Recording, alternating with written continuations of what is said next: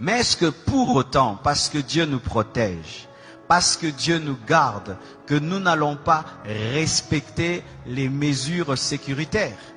Est-ce que parce que Dieu nous garde, parce que Dieu nous protège, que nous allons continuer à nous saluer et mettre les mains sur nos bouches?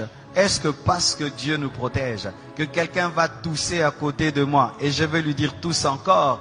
Est-ce que parce que Dieu nous protège, que quelqu'un sera enrhumé à côté de moi et plein de fièvre, que je veux lui dire ça ne fait rien? Non. L'équilibre. Je n'ai pas peur de la mort. Je n'ai pas peur de la maladie, mais je ne dois pas tenter Dieu. La Bible dit que vous boirez des breuvages mortels et vous ne mourrez point. Mais est-ce que pour autant tu vas prendre le poison? Si par mes gardes on t'empoisonne, Dieu te protège. Mais si tu sais que le plat est empoisonné, tu ne le prends pas. C'est pourquoi nous devons, malgré que nous sommes des chrétiens, respecter les mesures sécuritaires. On ne se salue plus avec les mains. Amen. Nous devons, malgré que nous sommes des chrétiens et que nous n'avons pas peur, nous ne devons pas tenter Dieu. Amen. Nous devons.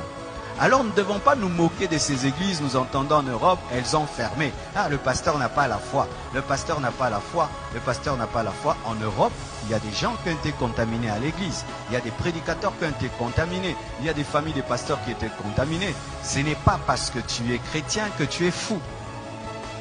Amen. Ce n'est pas parce que tu es chrétien que tu sais qu'à l'école, il y a des enfants malades. Toi aussi, tu envoies tes enfants. Ce n'est pas parce que tu es chrétien que tu es médecin que tu ne vas pas porter le cache-nez. Ce n'est pas parce que tu es chrétien que tu ne vas pas laver les mains. Ce n'est pas parce que tu es chrétien que tu ne vas pas veiller sur ta santé. Sinon, il ne faut pas manger. Dieu va te nourrir. Il ne faut pas te laver. Dieu va te laver. Amen.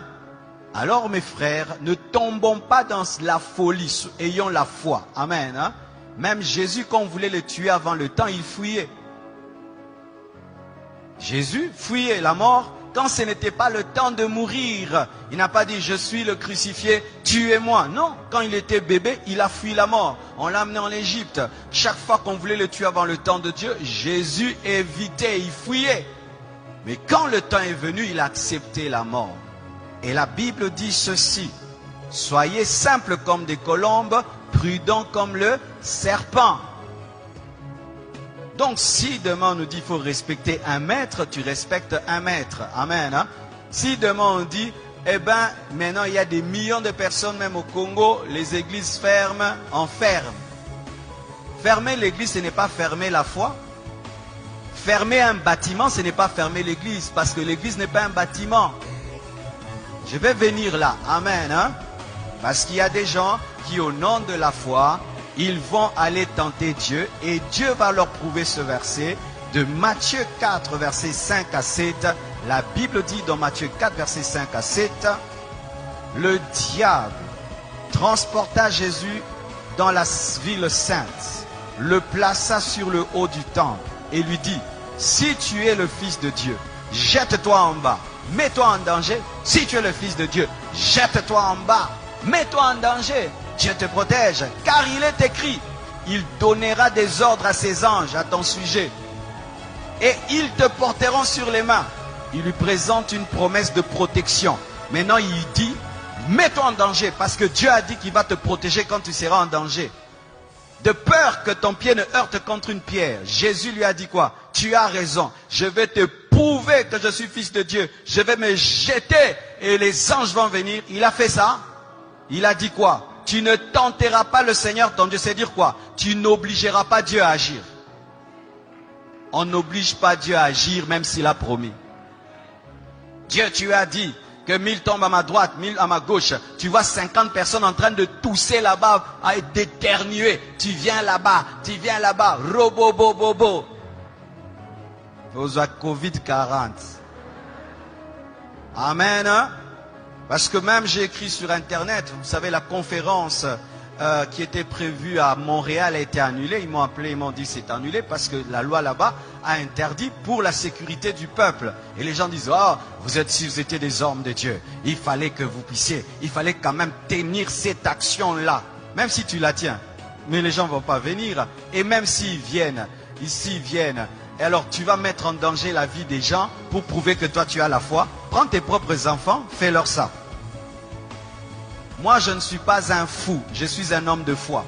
Il y a une différence entre folie et foi. Amen. Hein? Alors mes frères et sœurs, Jésus ne s'est pas jeté parce que Dieu a dit qu'il allait le protéger.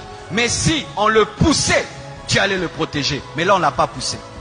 C'est-à-dire tu te retrouves dans un endroit et tu as mis toutes les mesures, mais tu touches sur un poignet. Et il y avait quelqu'un qui a laissé là le Covid. Toi tu touches, tu ne savais pas. Et puis tu mets là, Dieu te garde.